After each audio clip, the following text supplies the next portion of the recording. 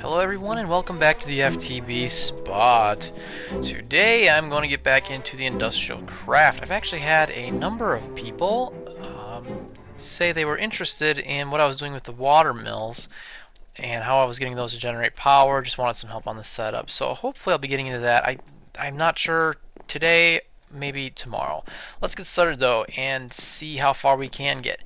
One of the first things that you do need when you're getting into the industrial craft is that iron furnace that we made. And I already used that and built something else out of the iron furnace. So I'm going to go ahead and whip one up again, which is the furnace and 5 iron ingots. There we go. After that, you need, let me show you where, first of all, you get rubber from, because that's one of the things you need next. You get rubber from, thank you, door. You get rubber from rubber trees. You can tell a rubber tree because it has, is that 3 leaf blocks right in the middle on the top, so it's kind of like it's pointing at the sky with this big finger thing. That's a rubber tree, and rubber trees have these little blobs on the side of them, and that's where you get, if you right click with a tree tap, and I think it'd be worth telling you how to make a tree tap too. I don't need slag. Alright, let's show you that real quick. This is the recipe for a tree tap right here, sort of the shape of the tap. I already have one though, so I'm not going to need that, and I'm going to pick that junk back up. Alright, so once you have that, you do not left click on that, you right click on that, and out pops a little sticky resin ball. That you take and cook in a furnace. And once that's cooked up, it gives you rubber. One of the other things you will need is some copper, and I have a ton of copper in here, thankfully. There you go, little rubber ball. That is from the sticky resin. There's a better way to make that, but from starting out, you do need to make it just in the furnace or iron furnace. Remember, iron furnace will cook 10 things per charcoal instead of 8. So, now that we have our iron furnace, the next thing we need to head towards is a generator. Industrial craft uses a different type of energy than the thermal expansion and the build craft. Thermal expansion and build craft, what we have been doing so far, uses something called MJ. I believe it stands for Minecraft joules. That is their unit of power for that mod. Industrial craft uses EU, I believe electrical units. I'm not entirely sure what it stands for, but I do believe that's what it is. So we need to make a different set of power generation for industrial craft. And the first type of generator, well, the first generator you build is a generator, just called a generator. And that is going to need a battery as well as this iron furnace. So I'm going to whip a battery up right here. It's redstone, tin, ingots, and a copper cable on top. I'm going to grab that guy out and I will show you how to make some copper cabling. You make copper cabling first by having 3 copper ingots in a line. That will make uninsulated copper wire. You can pull that out or you can insulate it right away. See, this will make insulated copper cabling right away, or copper cable. Or you can pull out the uninsulated cable and then stick rubber in there and you can insulate them one at a time. Doesn't matter, you get the same result. Occasionally, if you don't have enough rubber, it's good to do it the other way. But so the next thing you do, you take your iron furnace, you take your rechargeable battery, and you also need refined iron. You stack those in this shape and it gives you a generator. Now refined iron you get just by cooking some iron up in a furnace. That'll make you refined iron. So I'll come back to that in a little bit. I do already have a generator over here, which is what I will probably be using for most of this stuff. Okay, we do need one other thing I do recommend. Well, first off, you do have your wire, and I'm going to do a little demonstration right in here. So I'm going to knock this wire off the back, which I should not be doing with my tree tap, but back. I'll dump some of this junk off because I have too much of it. There we go. Now, oh, I don't need that. Okay, you cable these things up with wire. I'm pretty sure you can shift click and it'll go on there. Otherwise, if you just click, it'll open up the interface. So you cable the industrial craft with wire. There's a couple different types. Copper cabling is your cheapest, most cost efficient, and it will keep the EU at the same level through 4 lengths of the wire. Once you get farther than 4 lengths, the EU starts deteriorating. You start losing some if you go farther than 4. So you can only either set your generators up only 4 blocks away from what you're powering, or you can chain them up to bat boxes. That is battery boxes. A battery box needs 3 batteries. So we're going to build 3 right here. Leave our copper cable right in the middle there. The batteries go right in the center. And I'm going to need some extra wood. That's going to all fling out. Yep. I should make that an auto crafting table, really. That would have been smart of me. Alright, back to the wire, the wood, and the copper cabling, just like so. We'll make you a bat box, a battery box. This will store your EU just like a battery would. And before I do anything else, I should show you how a battery stores your EU, shouldn't I? We kind of jumped right past that. A battery can store EU just by itself. This is the generator interface. You put the fuel down in the bottom here, like so.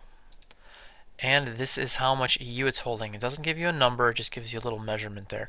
Up in top, you can put something to charge. There's different tools, there's different types of battery packs, battery storage.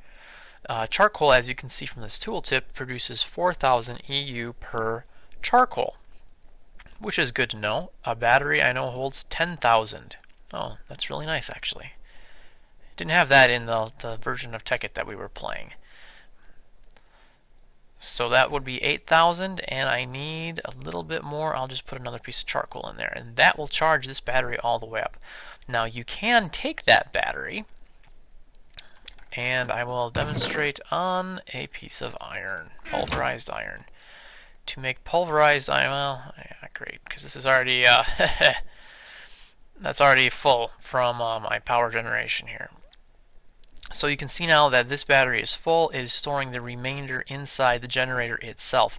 Once it fills up all the way, the generator will keep burning, but it will not store any more EU. You're going to be wasting EU like that. That's where these bat boxes do come in. To power one of these machines, and this red arrow here shows that it is powered, the red arrow in between these two blocks here, that shows that it has full power in the machine. If the machine can't hold any more power. One way you can power a machine is by putting a battery in this bottom spot. That will power the machine and take the EU out of the battery. You can always recharge the battery if you need to.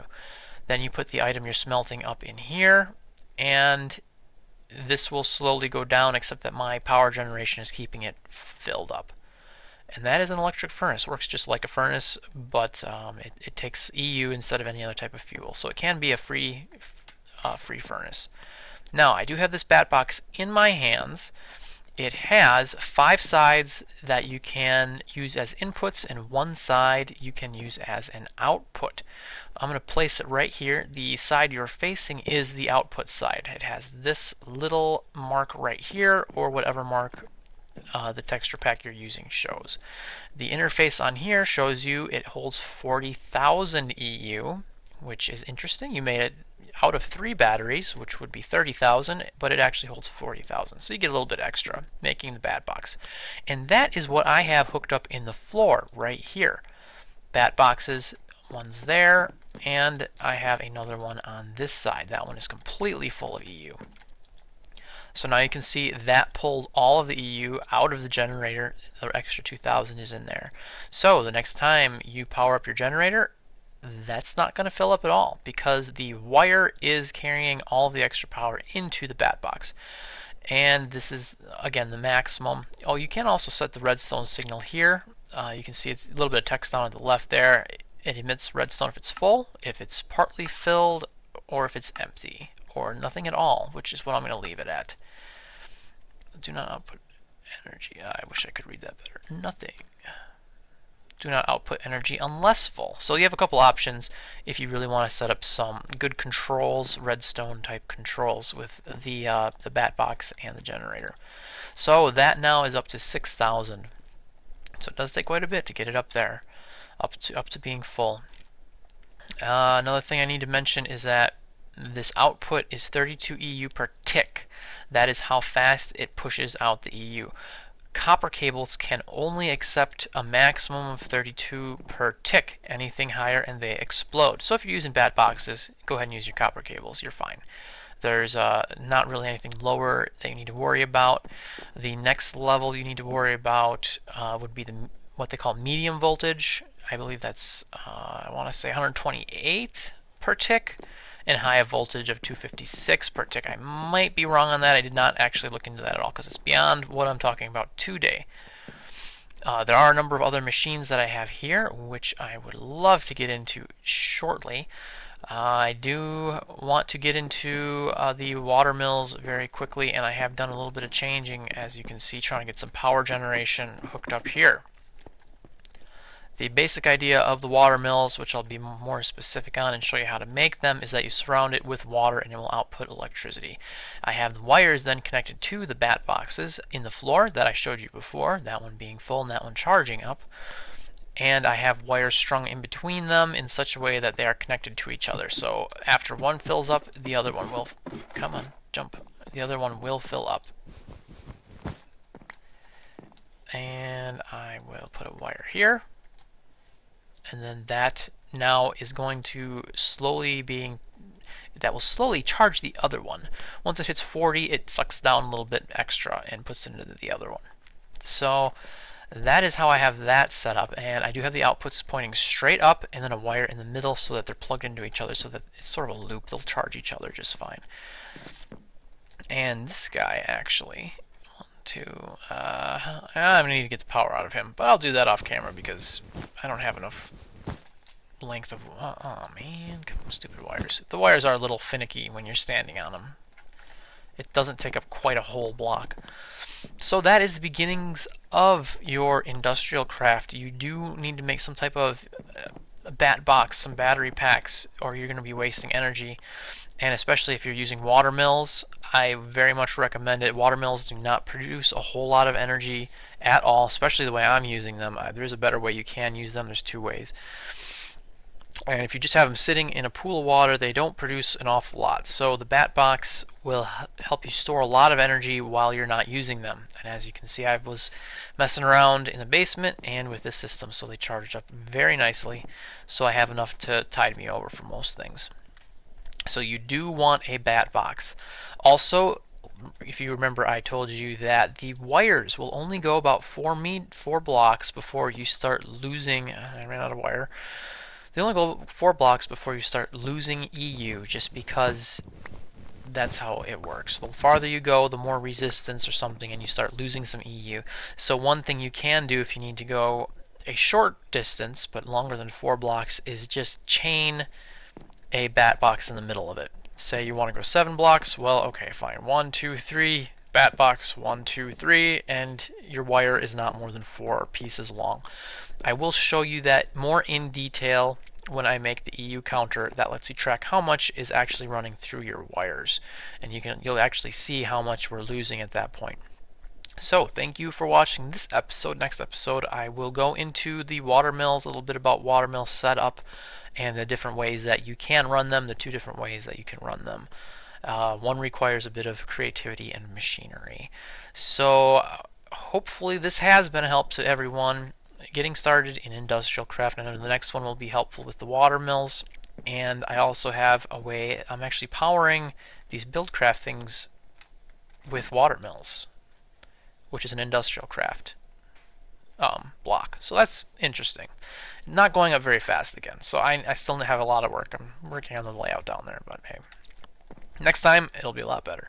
Alright, thanks for watching this episode. Thank you for the comments. I've gotten a lot of comments recently, and I do appreciate it. There was one comment about the barrels that said that you don't need to use the vanilla logs. You can use the redwood logs, but you do need a vanilla slab. That was Evelina. I think it was Evelina01, if I'm remembering correctly. I didn't have it written down. My apologies for that. She did leave that comment, though, letting us know that. And these are my little water blocks that haven't been updated. So I just like them on top of my pumpkins. And that's how you make them. Alright, guys. Thanks for watching this episode of the FTB Spot, and I will see y'all next time.